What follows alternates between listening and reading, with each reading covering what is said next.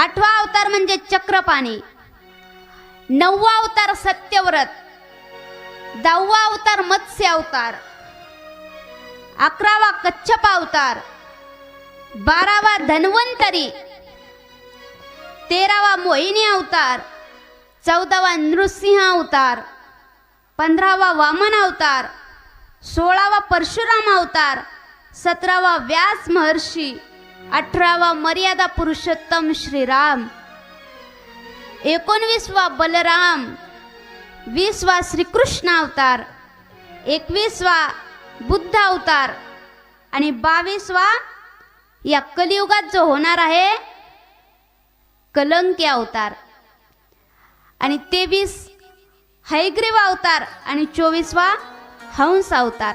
असे भगवंताने किती अवतार घेतलेले आहेत? 24 अवतार घेतलेले आहेत.